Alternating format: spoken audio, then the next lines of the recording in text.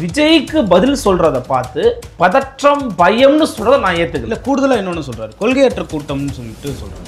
அரசியல்றதே வைக்கிற விமர்சனம் தான். யார சொல்ற? விஜய் தானே. விஜய் தான் சொல்றாரு. என்னன்னா இப்ப பார்க்கக்கூடிய நேர்கள் சில பேர் தவறா புரிஞ்சுக்க மாட்டாங்க. பட் நான் சொல்றேன், திமுகவுக்கு ஆதரவா பேசுறாருப்பா அருள்மொழிவர்மன் கூட நினைச்சுக்க வாய்ப்பு இருக்கு. பட் அப்படி இல்ல, நீங்க அப்படி பார்க்க கூடாது. தாவேக்கான்ற ஒரு கட்சியை விமர்சிப்பதற்கு எல்லாருக்கும் உரிமை இருக்கு. ஓகே, திமுகன்ற கட்சியை விமர்சிக்க எல்லாருக்கும் உரிமை இருக்கு. நாம் தமிழர் கட்சியை விமர்சிக்க எல்லாருக்கும் உரிமை இருக்கு. அதை மாதிரி தான் நீங்க இதை பார்க்கணும். சீமான் துவக்கத்துல போய் அவர் சந்திச்சாரு, பார்த்தாரு, தம்பின்லாம் சொன்னாரு, அப்படிலாம் பார்த்தோம் நம்ம. ஓகே, அப்புறம் இப்போ மாற்றி பேசுகிறாருன்னு நிறைய பேர் நினைக்கிறாங்க. ஆக்சுவலி அவர் மாற்றி பேசலை, அவர் கொள்கையை அறிவித்த பிறகு தான் அவர்கிட்ட மாற்றம் வருது. ஸோ என்னன்னா அவருடைய ஸ்டாண்ட் என்னன்னா அப்போ வரைக்கும் சீமானுக்கு தெரியல. அவர் தன்னுடைய பாதையில் பயணிப்பாருன்னு சீமான் நம்பி இருக்கிறார். அவர் திராவிடம்னா என்ன, தமிழ் தேசியம்னா என்னன்னு தெரியாம பேசுறாரு. தம்பிக்கு புரிதல் இல்லாம இருக்கிறாரு. அவர் எம்ஜிஆர் எல்லாம் எம்ஜிஆர் கொடுப்போம் அப்படிலாம் சொல்றாரு. எம்ஜிஆர் தமிழ்நாட்டினுடைய ஊழல்வாதி. எம்ஜிஆர் ஆட்சி ஒரு கொடுங்கொன்மையான ஆட்சி, மீனவர்களை சுட்டு கொன்ற ஆட்சி. அவர் எங்கள் தலைவர் பிரபாகரனுக்கு அவர் உதவி செய்ததெல்லாம் நாங்க பாராட்டுறோம், ஆனா அவர் ஆட்சியை நாங்க எதிர்க்கிறோம்னு அவர் பேசியிருக்கிறாரு. கொள்கையற்ற கூட்டம்னு ஏன் விமர்சனம் பண்றாங்கன்னா, அந்த கூட்டத்துக்கிட்ட அதன் தலைவர் என்ன பேசுறாருங்கிறத பாக்குறாங்க. அதன் தலைவர் ஐடியாலஜிக்கலா பேசினாரு அப்படின்னா விமர்சனம் பண்ணவே மாட்டாங்க. தன்னோட இமேஜ் மட்டும் பத்தாதுன்னு நினைக்கிறாரு விஜய். ஏன் பர்சனல் பாயிண்ட் ஆஃப் வியூ சொல்றேன் அப்படின்னா, விஜய்க்கு எம்ஜிஆர் தேவையில்லையே. இப்போ இவ்வளவு லட்சக்கணக்கான மக்கள் கூடினாங்கல்ல, எம்ஜிஆருக்கா கூடினாங்க இல்ல. விஜய் எம்ஜிஆர் அண்ணாவையும் வச்சிட்டாரா, வாடா கிளம்பி போலான்னா போனாங்க. அப்படி ஒருத்தர் கூட போல.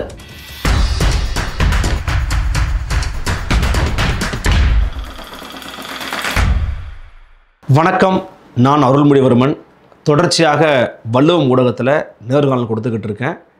என்னுடைய கருத்துக்களை பின்தொடரவும் மற்றும் ஆரோக்கியமான உரையாடல்களை கேட்கவும் வள்ளுவம் தொலைக்காட்சியை சப்ஸ்கிரைப் பண்ணுங்கள். மிக்க நன்றி. வள்ளுவம் நேயர்களுக்கு வணக்கம். அரசியல் பேசு நிகழ்ச்சிக்கு உங்களை வரவேற்பதில் மகிழ்ச்சி. என்று நம்மோடு இணைந்திருக்கிறார் ஊடகவியலாளர் அருள்மொழிவர்மன் அவர்கள். அண்ணா வணக்கம். வணக்கம். நல்லா இருக்கீங்களா? நலமாக இருக்கேன். நீங்கள்? நல்லா இருக்குண்ணே. தெற்காசியாவில் சிறந்த மாநிலமாக தமிழ்நாட்டை உருவாக்குவேன்னு சொல்லிட்டு முதல்வர் கிருஷ்ணகிரியில் பேசியிருக்காரு. உருவாக்குவேன் அப்படின்னு சொல்லிட்டு கிருஷ்ணகிரியில் பேசியிருக்காரு. எப்படி பார்க்குறீங்க? அவருடைய தொடர்ச்சியான இந்த பரப்புரைகள் அப்படிங்கிறது இந்த தமிழ்நாட்டில் வரக்கூடிய 2026 தேர்தலில் திமுகவை நோக்கி தான் மக்கள் படையெடுக்கணும், மக்கள் அவங்களுக்கு தான் ஓட்டு போடணும் அப்படிங்கிறதுக்காக அவர் பல வேலையில் பண்ணிக்கிட்டு இருக்கிறாரு. குறிப்பாக நீங்கள் கூட பார்த்துருப்பீங்க, இந்த சாலையில் நடந்து போகக்கூடிய இந்த ஷோலாம் கூட பண்ணியிருக்கிறாரு. தமிழ்நாட்டுக்கு ரொம்ப புதுசு தான். பட் மற்ற கட்சிக்காரங்களாம் பண்ணுறாங்க, மற்றவங்களாம் பண்ணுறது ஒரு மீடியாவில் லைம்லைட் ஆகுது அப்படின்றதுனால தானும் அதை முன்னெடுக்கிறாரு. ஒரு 6 மாத காலம் 7 மாத காலத்துக்குள்ளே என்னெல்லாம் முடியும் அப்படிங்கிறது ஒரு சாதாரண எளிய மக்களுக்கு, இந்த அதிகார வர்க்கத்தை தொடர்ச்சியாக பார்த்து கொண்டிருக்கூடிய எல்லாருக்குமே தெரியும். இதெல்லாம் தான் பண்ண முடியும், இதெல்லாம் பண்ண முடியாது அப்படின்னு. ஆனால் அதற்கு ஊடாக இதெல்லாம் நான் செஞ்சிட முடியும் அப்படின்ற ஒரு நம்பிக்கை அவர் விதைக்கிறாரு.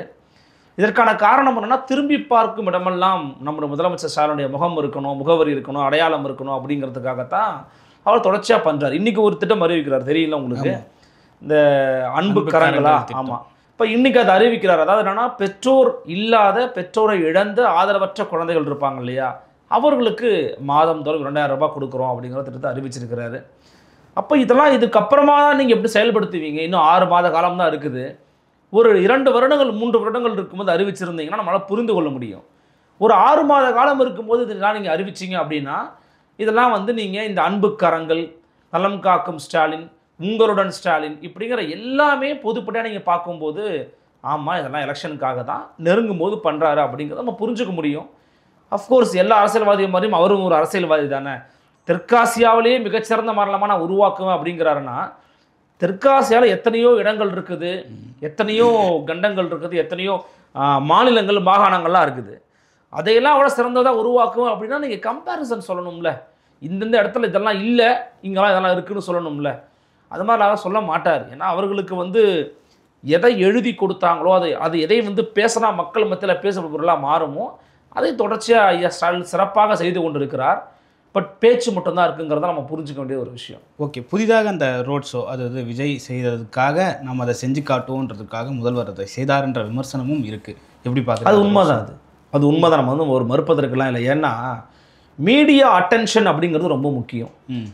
சொன்னாலும் சொல்லாட்டியும், ஒத்துக்கிட்டாலும் ஒத்துக்காட்டியும், விஜய் அவர்கள் தமிழ்நாட்டினுடைய நடிப்பு உலகத்தில் ஒரு சூப்பர் ஸ்டார் தான். அதெல்லாம் மாற்றுக்கிறதே இல்லை. உங்களுக்கு ஏதாவது மாற்றுக்கிறது இருக்குமா? இருக்காது.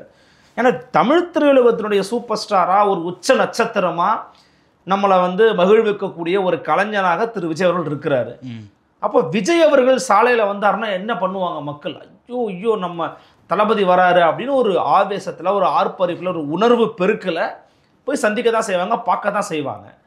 அந்த கூட்டம் ஒரு பிரம்மாண்டமான கூட்டமாக இருந்துச்சு. இப்போ நம்ம பார்த்தோம் இல்லையா சனிக்கிழமெல்லாம், அது ஒரு பிரம்மாண்டமான ஒரு கூட்டம். அப்போ இந்த மாதிரி ஒரு மீடியா அட்டென்ஷன் நமக்கு கிடைக்கணுமே. இப்போ நாமளும் ரோட் ஷோ போவோம். கழக தோழர்களே, கழக கண்மணிகளே, இரு மருங்கிலும் நம்ம தோழர்களை குவிச்சு வைங்க அப்படின்னு சொல்லி முயற்சி பண்ணி பார்த்துருக்கிறாரு. அந்த முயற்சி ஒரு படுதோல்வியில் முடிஞ்சிருக்குது. அந்த முயற்சி நீங்கள் எடுத்துருக்கவே கூடாது. அது ஒரு தேவையற்ற ஒரு வீணான ஒரு முயற்சி. நீங்கள் வந்து ஒரு மிகப்பெரிய ஒரு ஆளுங்கட்சியாக இருக்கிறீங்க. நீங்கள் நேற்று முளைத்திருக்கக்கூடிய ஒரு கட்சி எடுக்கக்கூடிய ஒரு வியூகத்தை நீங்கள் கையில் எடுக்கிறீங்க அப்படிங்கிற நான் தவறுன்னு சொல்லலை. ஏன்னா எப்பயும் ஒன்று சொல்லுவாங்க, எவ்வளவு தான் நீங்கள் உயரத்தில் இருந்தாலும் நேற்று ஒருத்தர் உங்கள் துறைக்கு வந்தால் கூட அவர்கிட்ட நல்ல விஷயங்கள் இருந்தால் கற்றுக்கிட்டு நீங்கள் உங்களை அப்டேட் பண்ணிக்கணும்னுவாங்க. அதெல்லாம் தப்பு இல்லை. பட் இதெல்லாம் நீங்கள் எடுத்துக்க வேண்டிய அவசியமே கிடையாது. அவர்கிட்ட ஒரு புதிய கொள்கை இருக்குது, புதிய சித்தாந்தம் இருக்குது, ஒரு புதிய திட்டம் வைக்கிறாரு, ஒரு நல்ல விஷயத்த சொல்லியிருக்கிறாருன்னா நீங்கள் அதை கேப்சர் பண்ணலாம், அது வேற. பட் ரோட் ஷோவெல்லாம் கேப்சர் பண்ணுற அளவுக்கு முதலமைச்சர் மு.க. ஸ்டாலினும் திமுகவும் என்னமோ ஒரு வறட்சியில் இருக்கிற மாதிரி தெரியுது எனக்கு. அது ஒரு தோல்வியில் முடிஞ்சிருக்கல. அதான் தேவையில்லாத விஷயம்ன்ற நினைக்கிறேன் நான். பட் விஜயை பார்த்தா பண்ணாங்களா சார்னு கேட்டிங்கன்னா விஜயை பார்த்து தான் பண்ணாங்க.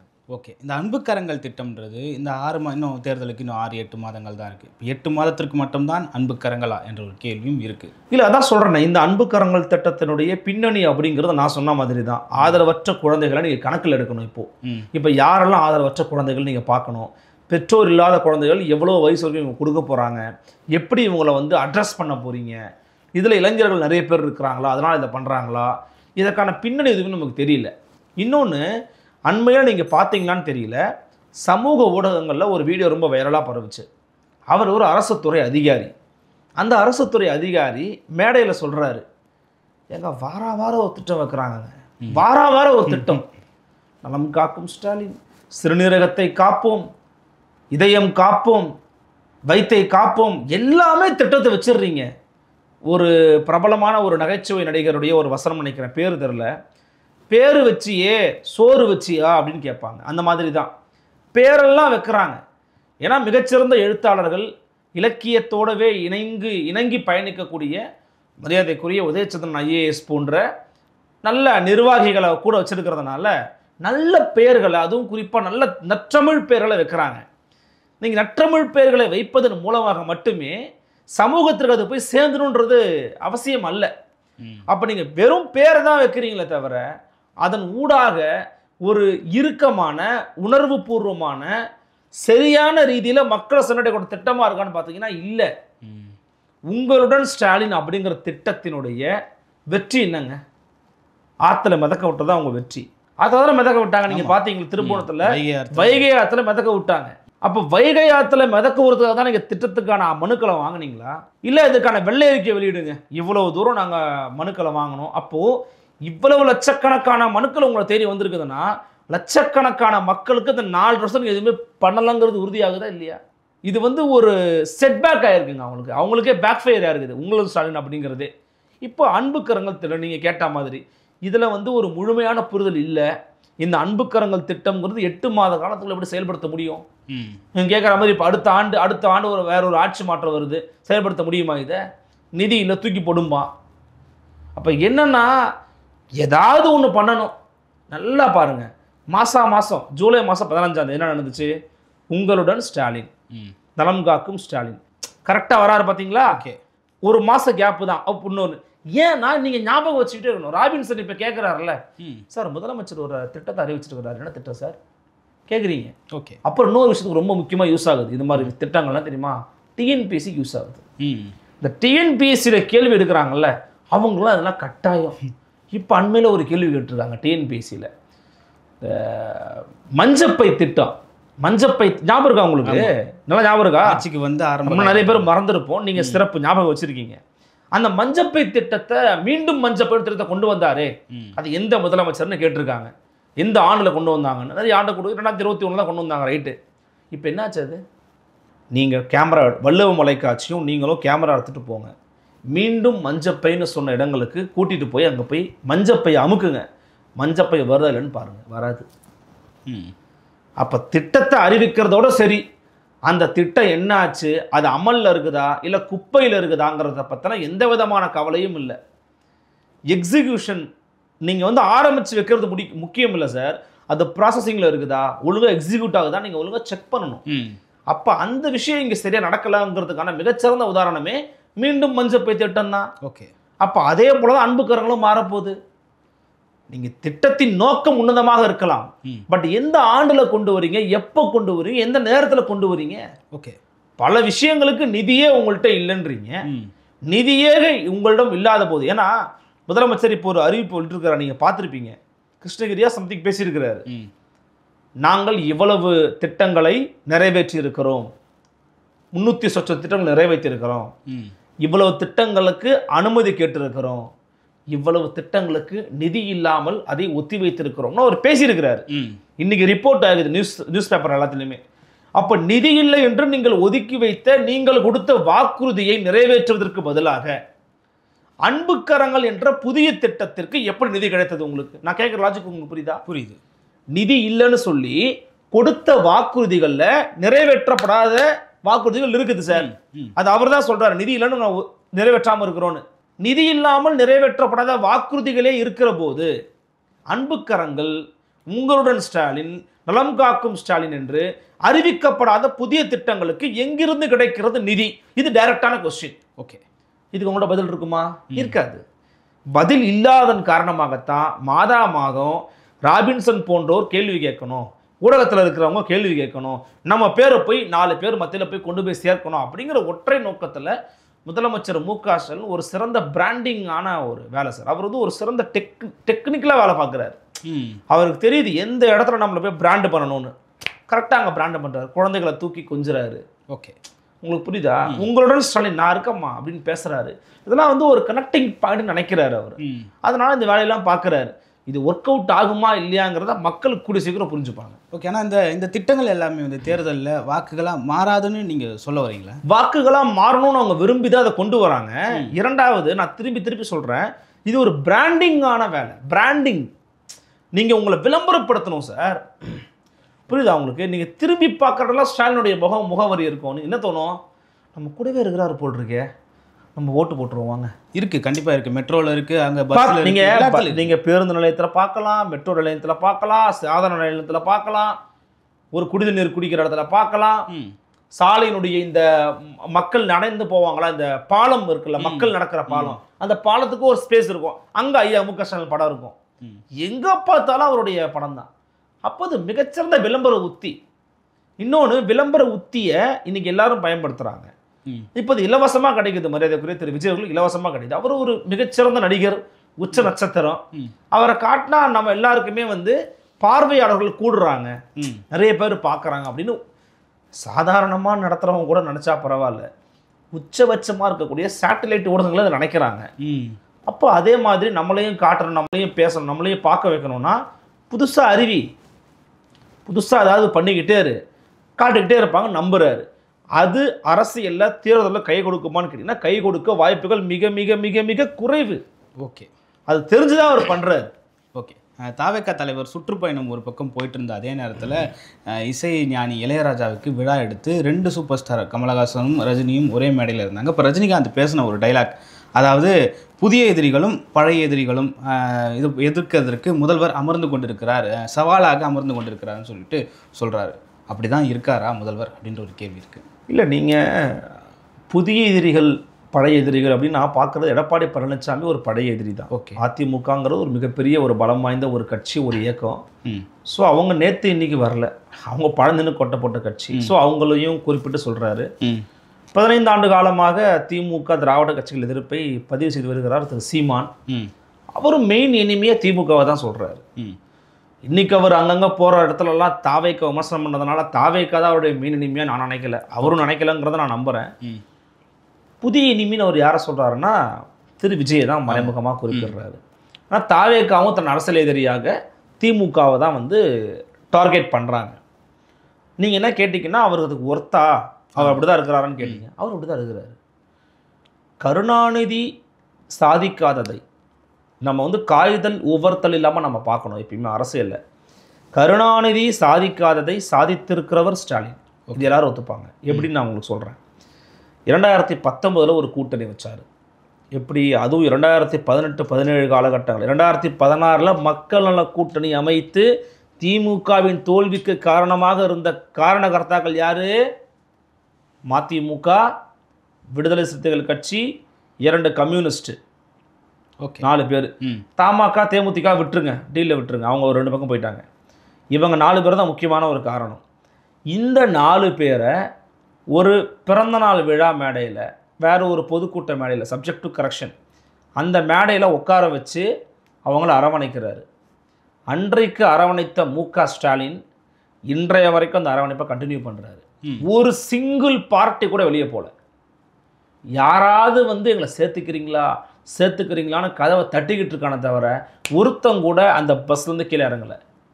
இந்த சாமர்த்தியம், இந்த அரசியல் சாதுரியம், இந்த நுணுக்கம் கருணாநிதி அவர்களால் கூட நிறைவேற்றப்படாதது. கூட்டணி மாறிக்கிட்டே இருந்துச்சு. கருணாநிதி அவர்களால் தக்க வைக்க முடியல. 2019 அமைத்த கூட்டணி 2019 வெற்றி பெற்றது.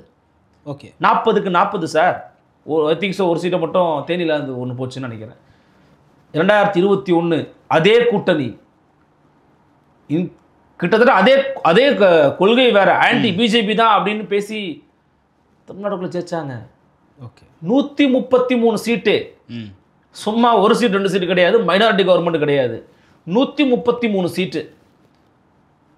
எதிர்க்கட்சியும் வலிமையாக இருந்துச்சு. நீங்கள் வந்து எடப்பாடி பழனிசாமியை சில பேர் அண்டர் எஸ்டிமேட் பண்ணுவாங்க. ஜெயலலிதா இல்லாத அதிமுக என்னங்க அதிமுக? ஜெயலலிதா இல்லாத அதிமுக, பாஜகவோடு இருந்த அதிமுக 66 சீட்டு ஜெயிச்சது சார். சும்மா கிடையாது, பலமாக எதிர்க்கட்சி அவங்க வந்தாங்க. அஃப்கோர்ஸ் இன்றைக்கி என்ன ஆக போகிறாங்கிறத நம்ம பொறுத்திருந்து பார்க்கணும். பட் 2021 சேம் அலையன்ஸ் வச்சார் மு.க. ஸ்டாலின். 2024 அதே கூட்டணி உடஞ்சுதா? இல்லை.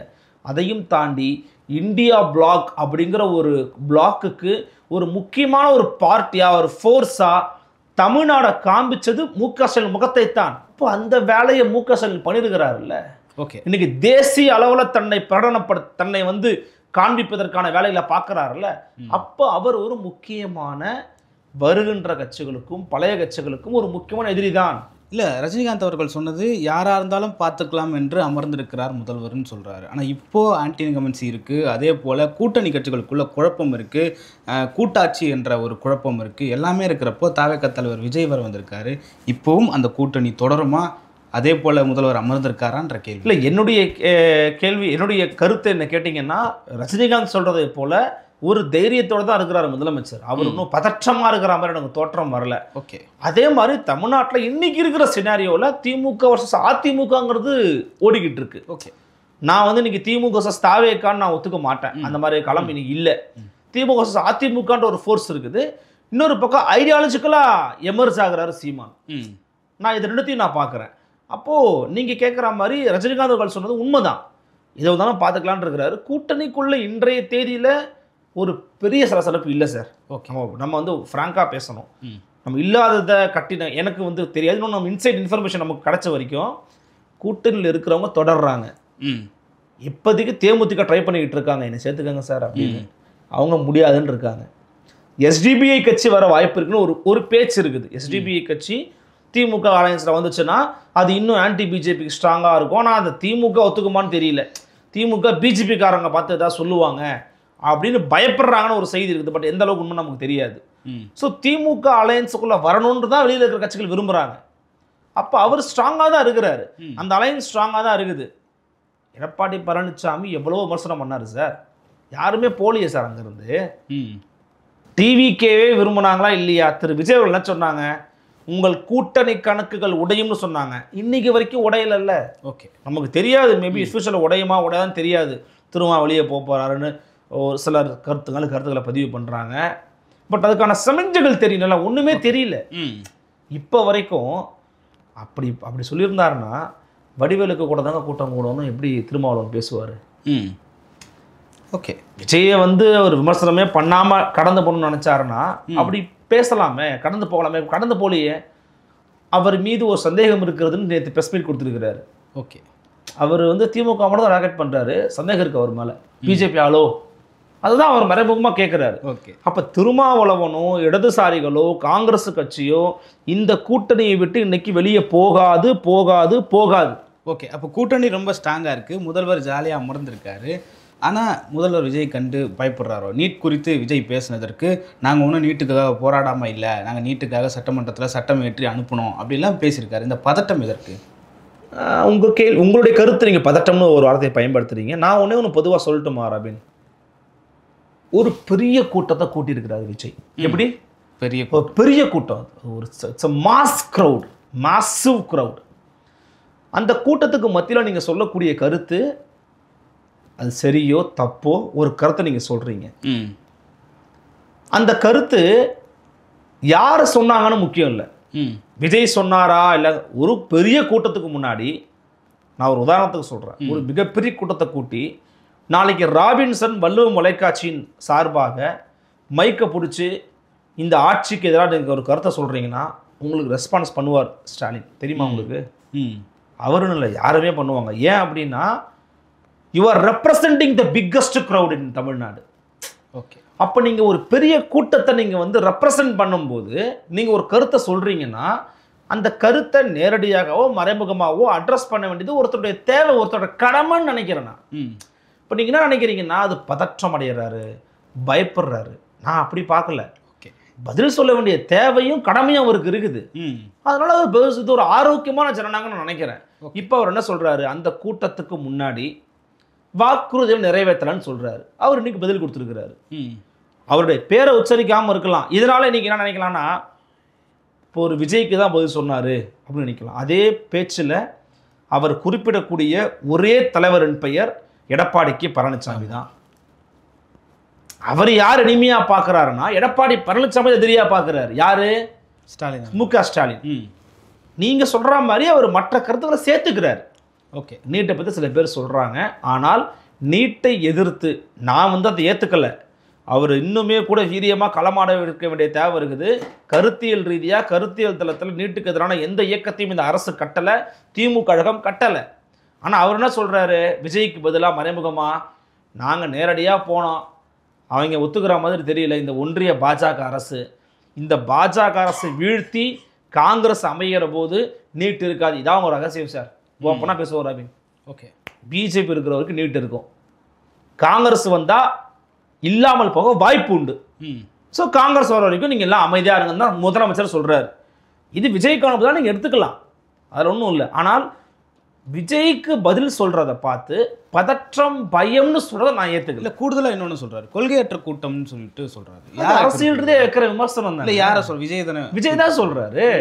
அது அரசியல் ரீதியான விமர்சனம் தானே. நான் வந்து என்னன்னா இப்போ பார்க்கக்கூடிய நேர்கள் சில பேர் தவறாக புரிஞ்சுக்க மாட்டாங்க. பட் நான் சொல்கிறேன், திமுகவுக்கு ஆதரவாக பேசுகிறாருப்பா அருள்மொழிவர்மன் கூட நினச்சிக்க வாய்ப்பு இருக்குது. பட் அப்படி இல்லை, நீங்கள் அதை அப்படி பார்க்கக்கூடாது. தாவேக்கான்ற ஒரு கட்சியை விமர்சிப்பதற்கு எல்லாருக்கும் உரிமை இருக்குது. ஓகே. திமுகன்ற கட்சியை விமர்சிக்க எல்லாருக்கும் உரிமை இருக்கு. நாம் தமிழர் கட்சியை விமர்சிக்க எல்லாருக்கும் உரிமை இருக்கு. அதிமுக விமர்சிக்க எல்லாருக்கும் உரிமை இருக்கு. அதை மாதிரி தான் நீங்க இதை பார்க்கணும். இவங்க ஏன் சார் பண்றாங்க, இவங்க ஏன் சார் பண்றாங்கன்னா எல்லாருக்குமே ஒரு நேச்சுரலா ஒரு அஜெண்டா இருக்குங்க. அவங்களுக்கு ஒரு நோக்கம் இருக்கும். அந்த நோக்கம் என்னன்னு நமக்கு தெரியாது. ஆனா இதுதான் நீங்க சொல்றீங்கன்னா ஒண்ணு உங்களுக்கு உண்மையிலே தெரிஞ்சிருக்கணும், இல்லைன்னா உங்களுடைய உள்நோக்கத்தை நீங்க கற்பிக்கணும். ஓகே. இது ரெண்டு தான் இருக்குது. இப்போ நான் என்ன பார்க்குறேன்னா, விஜய் பின்னாடி ஒரு கூட்டத்தை அவர் கூட்டி அந்த கூட்டத்தை ரெப்ரசன்ட் பண்ணும்போது அந்த கூட்டம் வந்து கொள்கையற்ற கூட்டமாக இருக்குது, அவங்களுக்கு ஐடியாலஜி கிடையாது அப்படின்னு சொல்லக்கூடிய உரிமை வந்து முதலமைச்சர் மு க ஸ்டாலினுக்கு உண்டு, திமுக தலைவருக்கு உண்டு. அவர் மட்டும் கேட்கலையே, எல்லாருமே ரொம்ப லேட்டராக தான் கேட்டிருக்கிறார் திரு ஸ்டாலின். துவக்கத்துல இருந்தே கேட்குறவர் தானே சீமானு. ஆமாம். நிறைய பேர் என்ன நினைக்கிறாங்கன்னா, இது நான் வந்து இது இரலவெண்ட்டாக நீங்கள் நினைக்காதீங்க. சீமான் துவக்கத்தில் போய் அவர் சந்திச்சார், பார்த்தாரு, தம்பின்லாம் சொன்னார், அப்படிலாம் பார்த்தோம் நம்ம. ஓகே. அப்புறம் இப்போ மாற்றி பேசுகிறாருன்னு நிறைய பேர் நினைக்கிறாங்க. ஆக்சுவலி அவர் மாற்றி பேசலை, அவர் கொள்கையை வந்து அறிவித்த பிறகு தான் அவர்கிட்ட மாற்றம் வருது. ஸோ என்னென்னா அவருடைய ஸ்டாண்ட் என்னென்னா அப்போ வரைக்கும் சீமானுக்கு தெரியல. அவர் வந்து தன்னுடைய பாதையில் பயணிப்பாருன்னு சீமான் நம்பி இருக்கிறார். ஓகே, அவர் நம்பி இருக்கிறாரு. அந்த நம்பிக்கைக்கு எதிராக இருந்திருக்கிறாரு திரு விஜய். தட் மீன்ஸ் அவரை எதிர்கொண்டதுக்காக அவர் அப்படி இல்லை. விஜய் நேச்சராக அப்போ தான் சீமானுக்கு புரிஞ்சிருக்குது. ஸோ இப்போ அவர் எதிர்க்கிறார், அவ்வளோதான். பெரியாரை நீங்கள் ஒரு விமர்சிக்கிறார்ல, என்ன காரணம்? நான் பெரியாரை பற்றி சரியாக புரிஞ்சுக்காம போயிட்டேன். இன்றைக்கி தான் நான் பெரியாரை பற்றி படிக்கிறேன். அவருடைய இன வரையறை கொள்கையிலையோ மொழி வரையறை கொள்கையிலோ நமக்கு எதிராக நின்றுக்கிறாரு அப்படின்னு நான் எதிர்க்கிறேன்னு அவர் சொல்கிறார், அவ்வளோதான். அதே மாதிரி தான் விஜய் அவர் பார்க்குறாரு. ஸோ முதல்ல விஜயை கொள்கை ரீதியாக விமர்சனம் பண்ணதே சீமான் தான். ஓகே, அவர் திராவிடம்னா என்ன, தமிழ் தேசியம்னா என்னன்னு தெரியாமல் பேசுகிறாரு. தம்பிக்கு வந்து புரிதல் இல்லாமல் இருக்கிறாரு. அவர் எம்ஜிஆரெல்லாம் வந்து எம்ஜிஆரை கொடுப்போம் அப்படிலாம் சொல்கிறாரு. எம்ஜிஆர் தமிழ்நாட்டினுடைய ஊழல்வாதி. எம்ஜிஆர் ஆட்சி ஒரு கொடுங்கொன்மையான ஆட்சி, மீனவர்களை சுட்டு கொன்ற ஆட்சி. அவர் எங்கள் தலைவர் பிரபாகரனுக்கு அவர் உதவி செய்ததெல்லாம் நாங்கள் பாராட்டுறோம், ஆனால் அவர் ஆட்சியை நாங்கள் எதிர்க்கிறோன்னு அவர் பேசியிருக்கிறார். விஜய் அவர்கள் எம்ஜிஆரை பற்றி பேசும்போது சீமான் பேசியிருக்கிறாரு. அப்போ துவக்கத்திலே சீமான் விமர்சனம் பண்ணிட்டார். ஓகே, அப்புறம் இன்னைக்கு ஆசிரியர் வீரமணி விமர்சனம் பண்ணுறாரு. தொடர்ச்சியாக முக விமர்சனம் பண்ணுறாரு. நீங்கள் அப்படி தான் பார்க்கணும். ஏன் இவங்கெல்லாம் பேசுகிறாங்க அப்படின்னு எடுத்துக்கிட்டோன்னா, நீங்கள் 1000 குறைகளை திமுக கிட்ட சொன்னாலும் திமுக வளர்ந்தது கொள்கையில் தான் வளர்ந்துருக்குது. இன்றைக்கி பல சந்தர்ப்பங்களில் ஏதோ சந்தர்ப்பங்களில் கொஞ்சம் கொஞ்சம் காப்பாற்றிட்டு தான் இருக்குது திமுக. ஆனால் முழுமையாக மறுக்கலை. அதனால தான் நம்ம திமுகவை கேள்வியே கேட்குறோம். ஓகே, இப்போ சீமான் வந்து 15 ஆண்டு காலமாக தமிழ் தேசியம் அப்படிங்கிற ஒரு கொள்கையை முன்னிலைப்படுத்தி அதை மக்கள்கிட்ட பரப்புரை பண்ணி ஏதோ ஒரு வகையில் கொள்கை ரீதியாக உருவாகிட்டு இருக்கிறாரு. திராவிடர் கழகம் ஒரு கொள்கை ரீதியிலான ஒரு இயக்கமாக இருக்குது. அவங்க என்ன வேலை பார்த்தாங்கங்கிறது 2வது கேள்வி. பட் ஐடியாலஜிக்கலாக இருக்கிறவங்களாம் திரு விஜயை கொஸ்டின் பண்ணுறாங்க. ஏன் கொஸ்டின் பண்ணுறாங்கன்னா, நான் திரும்ப திரும்ப சொல்கிறேன், ஐடியாலஜியாக வளர்கிறாங்கல்ல அவங்கெல்லாம் கொள்கையற்ற கூட்டம்னு ஏன் விமர்சனம் பண்ணுறாங்கன்னா, அந்த கூட்டத்துக்கிட்ட அதன் தலைவர் என்ன பேசுகிறாருங்கிறத பார்க்குறாங்க. அதன் தலைவர் ஐடியாலஜிக்கலாக பேசினாரு அப்படின்னா அவங்க விமர்சனம் பண்ணவே மாட்டாங்க. உண்மையில் விமர்சனம் வந்திருக்காது. ஓகே, ஒருவேளை விஜயனுடைய பேச்சு, நான் திரும்பியும் சொல்கிறேன், கூட்டம் பிரம்மாண்டமான கூட்டம், பயங்கரமான கூட்டம், அந்த கூட்டத்தை காட்டே மிரட்டிட்டார். பட் அது பத்தலை. அது பத்தாததன் காரணமாக தான் இந்த விமர்சனம் வருதுன்னு நான் நினைக்கிறேன். அது பதற்றத்தின் வெளிப்பாடோ பயத்தின் வெளிப்பாடோ அல்ல. ஓகே, கொள்கையற்ற கூட்டம் என்பது நேரடியான விமர்சனம். அந்த விமர்சனத்துக்கு விஜய் தான் பதில் கொடுக்கணும். ஓகே, வாகனத்தில் வந்து பெரியாரையோ அண்ணாவையோ எம்ஜிஆரையோ பயன்படுத்திட்டு இருக்காரு விஜய். அதிமுகவை ரீப்ளேஸ் செய்யணுன்ற எண்ணத்தில் செஞ்சுருக்காரு. இல்லை, விஜயினுடைய மெயின் திட்டமே வந்து திமுகவுக்கு மாற்று நான் தான்ங்கிறத காமிக்கணும். ஓகே, இன்னொன்று தமிழ்நாட்டு அரசியல் போக்கே வந்து பார்த்தீங்கன்னா திமுகவுக்கு எதிர் யார் அப்படிங்கிறது தான்.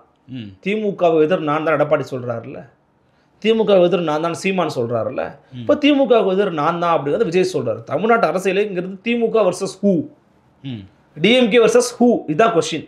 ஓகே, தமிழ்நாட்டு கிரவுண்டு இன்னைக்கு வரைக்கும் நான் சொல்கிறேன். மேபி நாளைக்கு அது சேஞ்ச் ஆகலாம். அப்போ அந்த வேலையை வந்து விஜயும் பார்க்குறாரு, அதிமுகவை டைல்யூட் பண்ண ட்ரை பண்ணுறாரு. ஆனால் நான் என்ன பார்க்குறேன்னா, இது வந்து ஒரு என் பர்சனல் ஒப்பீனியன் ஒரு காப்பி கேட் மாதிரி தெரியுது. ஓகே, சரி, நீங்கள் வந்து எம்ஜிஆர் பேரையும் சொல்லி தான் நீங்கள் வந்து பண்ணணுன்ற அவசியம் இல்லைல்ல. பட் அவர் உரிமை இருக்குண்ணா, உரிமையெல்லாம் இல்லைன்னு சொல்லலை, அவரோட ஸ்ட்ராட்டஜியாக கூட இருக்கலாம். பட் அது விஜய்க்கு தேவையில்லை. அவர் பின்னாடி இருக்கிற கூட்டம் எம்ஜிஆருக்காக ஓட்டு போடல. தன்னோட இமேஜ் மட்டும் பத்தாதுன்னு நினைக்கிறாரா விஜய்? அது வந்து ஒரு நம்பிக்கையின் வெளிப்பாடுன்னு சொல்லலை, நான் ஒரு ஸ்ட்ராட்டஜியாக எடுத்துக்கிறாரு. பட் அது வந்து தேவையில்லாத ஸ்ட்ராட்டஜி நான் நினைக்கிறேன். அது அவருடைய உரிமைங்க, நம்ம உரிமை தலையிடலை. ஏன் பர்சனல் பாயிண்ட் ஆஃப் வியூ சொல்கிறேன் அப்படின்னா, விஜய்க்கு எம்ஜிஆர் தேவையில்லையே. ஏன்னா உங்கள் பின்னாடி இருக்கிறவங்க யாரும் எம்ஜிஆரை பார்த்து உங்களுக்கு ஓட்டு போட போகிறதே கிடையாது, விஜயை பார்த்து ஓட்டு போட போகிறான். இப்போ இவ்வளோ லட்சக்கணக்கான மக்கள் கூட்டினாங்கல்ல, எம்ஜிஆருக்காக கூட்டினாங்க இல்லை. விஜய் வந்து எம்ஜிஆரையும் அண்ணாவையும் வச்சிட்டாரா, வாடகை கிளம்பி போகலான்னா போனாங்க இல்லை. அப்படி ஒருத்தர் கூட போகல. எப்படி நான் யாரை சொல்கிறேன்னா, நான் அடித்து சொல்கிறேங்க, அப்படி ஒருத்தர் கூட போகல. ஏன்னா அங்கே போனவங்களுக்கெல்லாம் விஜயை பார்க்கணும். ஏன்? அவர் திரையுலகத்தின் உச்ச நட்சத்திரம் சூப்பர் ஸ்டார், விஜயை பார்க்கணும். இது ஒரு தான் காரணம், வேற என்ன காரணம்? அப்போ அவர் அவங்களுடைய ஃபோட்டோ பயன்படுத்துறதுங்கிறது அதிமுகவை டைல்யூட் போல நினைக்கிறாரு. பட் நான் ஒன்று சொல்லட்டுமா, ரெட்டலைக்கு போகிறோம், ரெட்டலைக்கு தான் போடுவோம். எம்ஜிஆர் வச்சு ஓட்டு கேட்டாலும் ரெட்டலை. எம்ஜிஆர்னு நினைக்கிறவன் எம்ஜிஆர் எங்கே? நான் அண்மையில் ஒரு தானியில் வந்துக்கிட்டு இருந்தேன் ஆட்டோவில். அப்போ ஒருத்தர் சத்தமாக, ஒரு 60 வயசு இருக்கும், அவருக்கு கொஞ்சம் செவித்திறன் குறைபாடு இருக்குது, சத்தமாக வச்சு எம்ஜிஆர் போட்ட ஐயா கொஞ்சம் ஒலியளவு குறைங்க ஐயான்னு சொன்னேன். அப்போ அவர்கிட்ட பேச்சு கொடுத்தேன், என்னங்கய்யா எம்ஜிஆரை சொல்லி இப்போது விஜயெல்லாம் வராருன்னு. எம்ஜிஆர் இருந்த இடம் ரெட்டலை எங்க இருக்கோ அங்கே தான் ஓட்டு அப்படின்ற சத்தமாக சொல்கிறாரு. அவர் ஒரு சாதாரண ஒரு இந்திய பிரஜை. ஏஜ்டு பர்சனல்ஸ் எல்லாருமே அங்கே தான் போவாங்கன்றதான் என் கருத்து. அதுக்காக யங்ஸ்டர்ஸிங்களாம் எங்கே போவாங்கன்னு தெரியல எனக்கு, அதை சொல்ல முடியாது நம்மளால. ஓகே, பட் எம்ஜிஆர்னா ரெட்டலைனா அதிமுக இன்னைக்கு எடப்பாடி பழனிசாமி அங்கே தான் போய் விழும். ஓகே, என்னைய பொறுத்த வரைக்கும் அது அப்படி தான் போகும். ஏன் இது என்னன்னா விஜய் ட்ரை பண்ணுறாரு, முயற்சி எடுக்கிறாரு. அண்ணா வச்சு எம்ஜிஆரை வச்சு திமுகவையும் அதிமுகவையும் பலவீனப்படுத்தி நம்ம அந்த இடத்துக்கு போகணும்னு ட்ரை பண்ணுறாரு. அந்த முயற்சியில் அவர் வெற்றி பெறலாம், தோல்வி அடையலாம். பட் அதுக்கான நீங்கள் மோட்டிவ் என்னன்னு கேட்குறீங்க இல்லையா, அதுக்கான தீம் என்னன்னு கேட்டிங்கன்னா அதிமுகவை பலவீனப்படுத்தணும் ஒரு முயற்சி பண்ணுறாரு. ஓகே, அந்த முயற்சி வெற்றி பெறுமோ தருமோன்னு நமக்கு தெரியாது. ஓகே, நடப்பு கால அரசியல் குறித்து வார்த்தைக்கு நன்றி. மற்றும் ஒரு காணொலி சந்திப்போம். நன்றி. நன்றி. உலகத்தின் பொதுமறையாக வள்ளுவம் இருக்கிறது. உலகத் தமிழர்களின் பொது ஊடகமாக வள்ளுவம் ஊடகம் இருக்கிறது. யூடியூப், இன்ஸ்டாகிராம், ஃபேஸ்புக், எக்ஸ் தளம் மற்றும் டிக்டாக் என்று அனைத்து தளங்களிலும் இயங்கி வரும் வள்ளுவத்தை, தமிழையும் தமிழரையும் தமிழர் நிலத்தையும் நேசிக்கும் ஒவ்வொருவரும் சப்ஸ்கிரைப் செய்து ஆதரவு தர வேண்டும் என்று அன்புரிமையோடு கேட்டுக்கொள்கிறோம். வள்ளுவத்தின் வழி நடவுங்கள், வள்ளுவத்தை பின்தொடருங்கள். நன்றி, வணக்கம்.